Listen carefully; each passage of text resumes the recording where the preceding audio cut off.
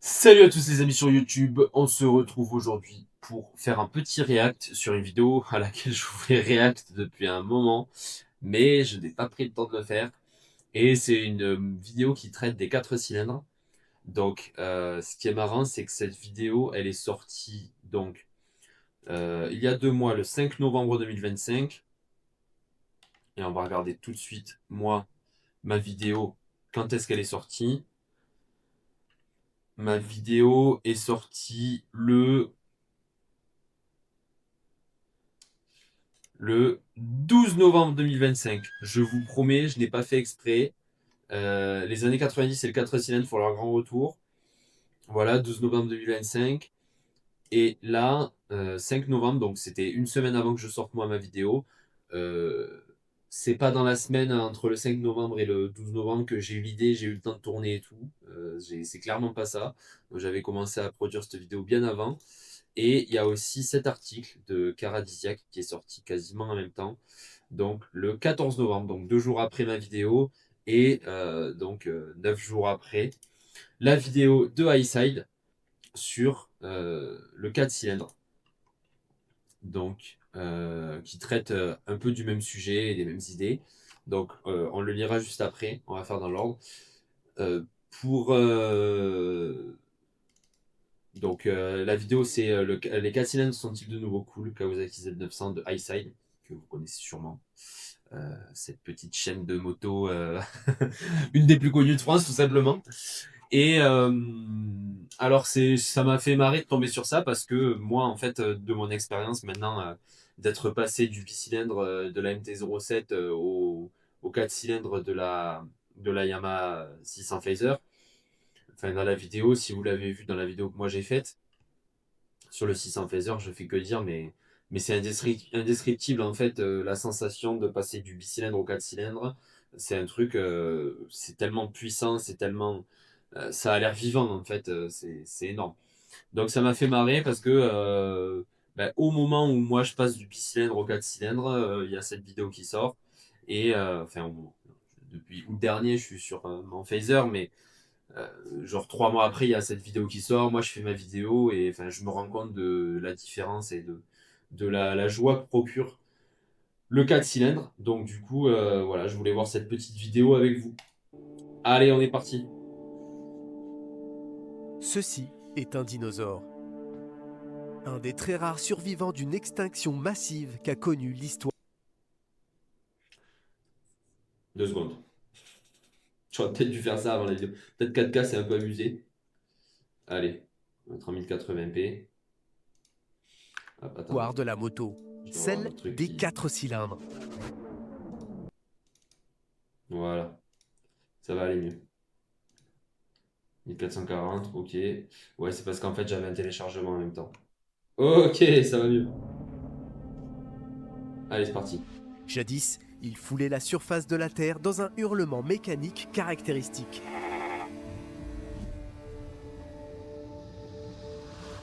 Si bien que la sonorité typique de cette architecture est devenue la référence de la performance à partir des années 70. La voie des moteurs avancés, capable de vitesse de rotation stratosphérique. Alors ça, pour le coup, moi c'est pour ça à l'époque j'avais comparé la MT-07, le bicylindre plutôt à du diesel et le 4 cylindres à de l'essence en fait, parce que à l'essence vous pouvez prendre beaucoup plus de tours, alors que le bicylindre ça marche très fort en bas, donc comme je disais 5000, 5000, 6000, alors que le 4 cylindres c'est là où ça se réveille quoi. C'est-à-dire que la plage de maximum de couple pour le bicylindre, c'est la plage où le 4 cylindres se réveille en fait. Et vous prenez quasiment 2 fois plus de tours avec un 4 cylindres qu'avec un bicylindre. Donc, bon, est-ce qu'il y a une corrélation entre le nombre de cylindres et la vitesse de rotation max que vous pouvez prendre? Je suis pas sûr.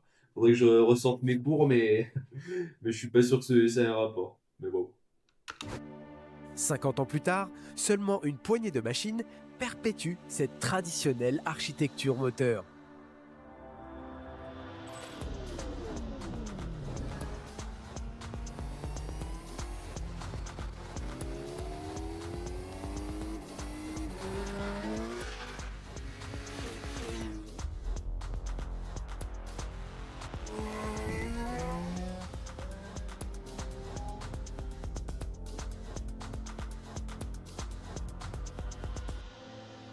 C'est fou parce que il y a 20 ans, presque tous les roadsters japonais de moyenne cylindrée, donc le cœur du marché, avaient des 4 cylindres en ligne. Il y en avait toute une palanquée.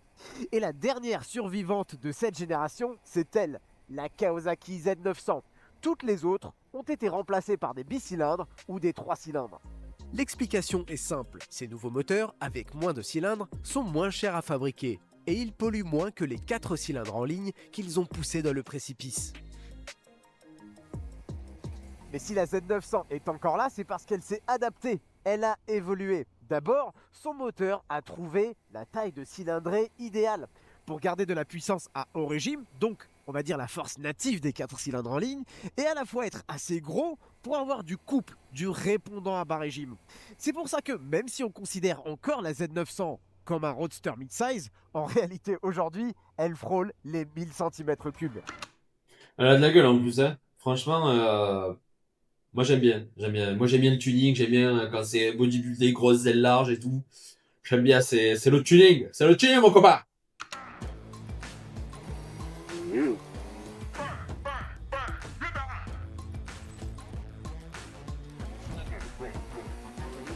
Par contre, on peut apprécier quelques secondes, s'il vous plaît, la qualité du son. Le mec est en moto, on n'entend rien, quoi. Et on entend comme s'il parlait normal, calme, pas de vent, rien.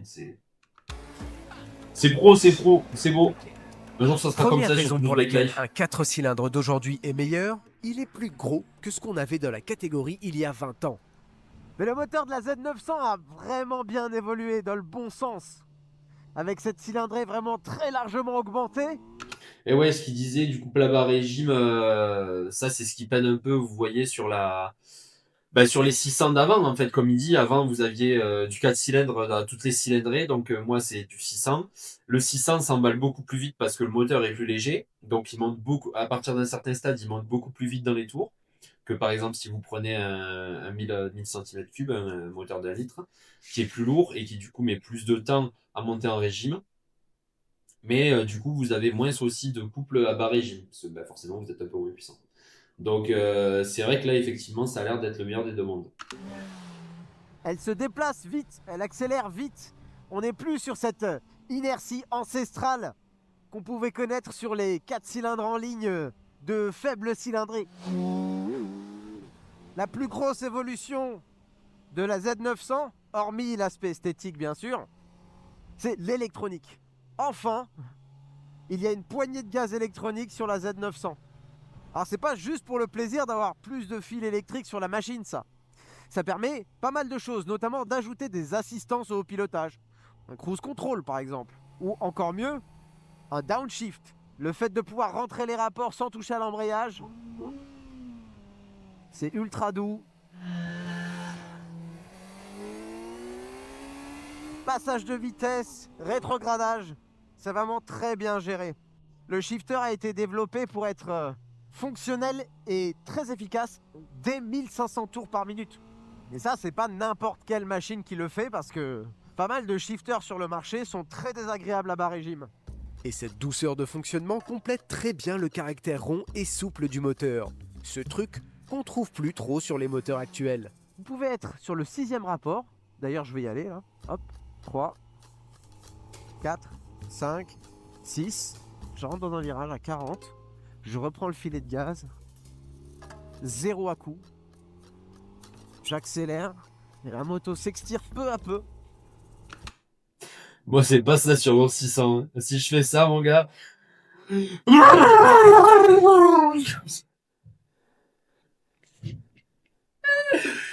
Oh mon gars, c'est tape-cul, moi. Si je descends à demi-tour en 6ème à 40 km/h, là, même pas d'ailleurs, je crois que, à mon avis, à 40 en 6ème, je cale, hein. À demi-tour, je cale. C'est le régime de ralenti, en fait, déjà de la moto, donc c'est mort. Sans cogner, sans râler, sans m'obliger à tomber un rapport. Vous pouvez rester sur le 6e rapport pratiquement indéfiniment. On va voir jusqu'où on peut descendre. Hein. 30. J'accélère, pas un à coup, rien. À peine des vibrations.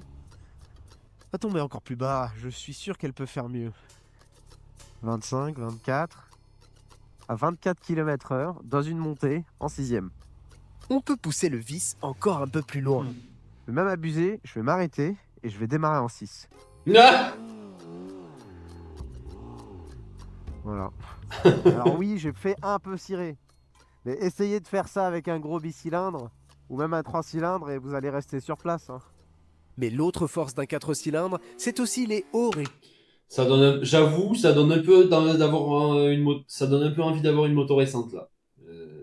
Ça fait réfléchir un petit peu. régimes. L'autre extrémité du contour est intéressante à visiter ici. Et finalement, on retrouve ce petit jeu, cette tentation d'aller laisser le moteur s'exprimer en haut et gueuler de plus en plus fort. D'aller titiller les 10 000 tours minute, mon gars. Bah, bah, bah. Ouais, quand même, hein. Bah ouais, c'est cool en fait, hein.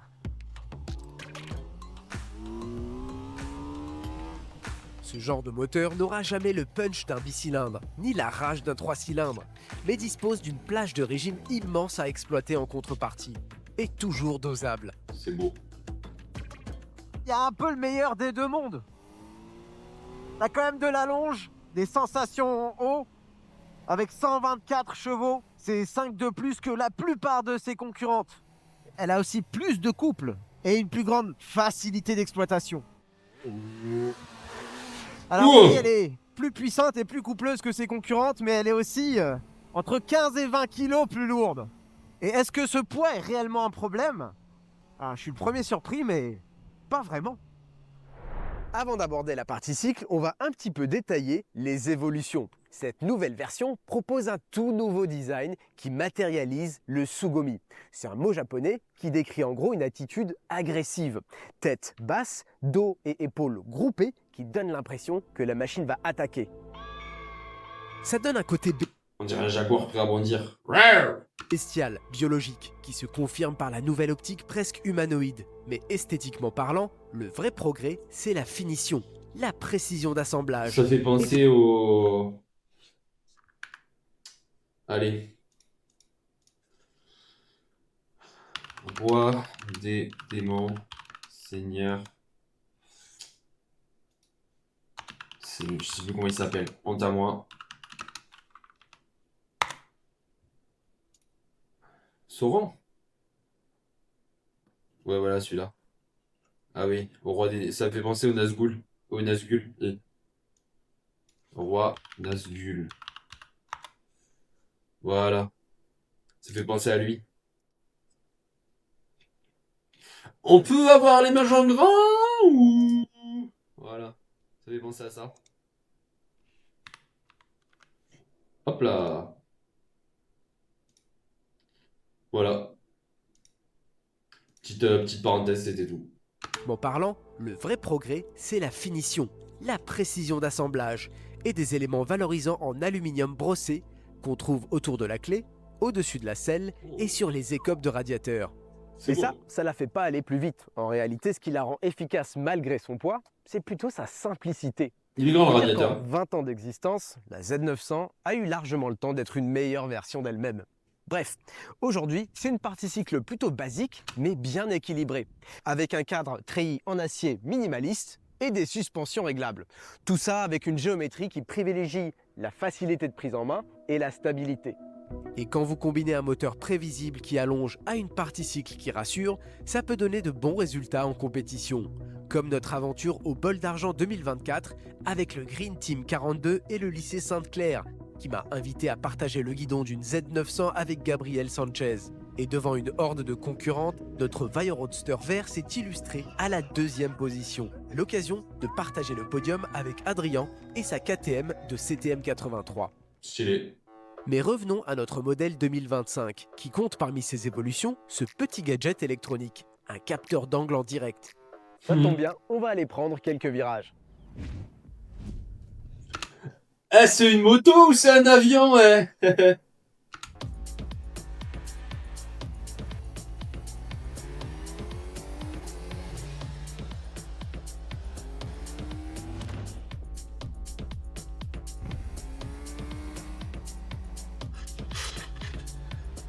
Oula.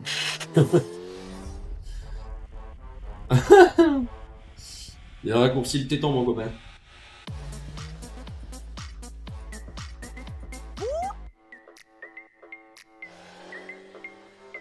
Parmi les évolutions de ce modèle 2025, on a quelques petits ajustements châssis, on va dire. D'abord, le cadre au niveau de la colonne de direction a été revu en termes de rigidité. Il est un petit peu plus souple. Et ça aide la machine à être plus maniable. En gros, les changements de cap au guidon, les contre-braquages, sont plus réactifs. Effectivement, la moto paraît un peu plus légère qu'avant.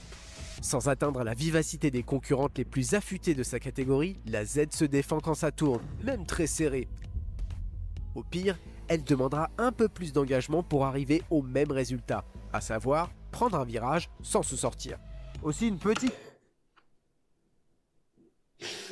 Un peu plus d'engagement, à savoir prendre un virage sans se tuer. Let's go, c'est tout ce qu'on veut en moto. Evo au niveau des réglages de suspension. Donc c'est le même matériel, sauf qu'il a été peaufiné au niveau des réglages pour assainir les réactions des suspensions sur l'angle, quand il y a des bosses, des trous. Le travail est plus rigoureux, on va dire. Et effectivement, le comportement dynamique est plutôt sain quand l'asphalte se dégrade. Cet upgrade est donc concret, contrairement au suivant. La qualité, le retour, on va dire, d'information des pneus d'origine. Ils ont été travaillés pour offrir un meilleur retour d'infos, particulièrement au niveau du train avant. Je suis pas un grand fan du retour d'information de ces pneumatiques, avec un pneu arrière assez plat et un avant assez pointu, ce qui fait que la moto a envie de rentrer sur l'angle, et à son arrière qui l'en empêche un petit peu et qui redresse un petit peu la moto sur l'angle. Ouais. Si je lâche la force au niveau du guidon, elle se redresse instantanément. Cet essai touchant à sa fin, j'ai pu apprécier à sa juste mesure le comportement du roadster iconique de Kawasaki. Et le bilan est plutôt positif. Dans un contexte où beaucoup de motos sur le marché offrent des motorisations similaires et des parties cycles ultra affûtées, la Z fait son chemin et paradoxalement se distingue vraiment des concurrentes. Elle a un mode d'emploi et donc du charme, des sensations à revendre et des capacités dynamiques qui se défendent. Un vrai changement de paradigme quand on sait qu'il y a 20 ans, ces roadsters étaient justement tout sauf originaux. J'ai toujours pensé que l'âme d'une moto résidait dans son moteur. Bien sûr, il y a le design, la qualité des pièces. Et tout ça, vous avez le droit de le trouver important. Mais au bout du compte, vous pouvez tourner ça dans tous les sens. C'est toujours le moteur qui l'emporte. C'est lui qui complète cet ensemble, qui donne sa voix à la moto, ses vibrations, son caractère et même ses imperfections. En réalité, c'est bien le moteur qui caractérise la machine.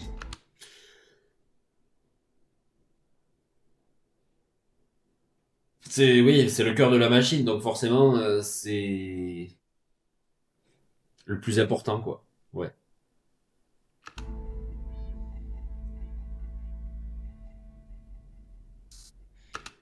Oh là là, c'est fini! Ça finit sur ça?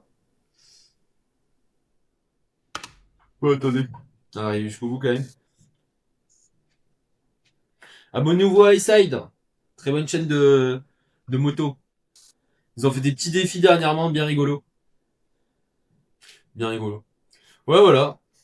Bon, je pensais qu'ils allaient plus comparer à d'anciennes motos et tout. Je sais pas. Donner, donner d'anciennes références. Mais non, super. Le retour du 4 cylindres. Bon, les amis, si ça vous a plu, n'hésitez pas à me rejoindre sur Twitch tous les mardis à 14h et parfois le jeudi à 14h aussi. N'hésitez pas à vous abonner, abonnez-vous à iSide, abonnez-vous à Tools Bike Life. Et puis je vous dis à la prochaine. Ciao!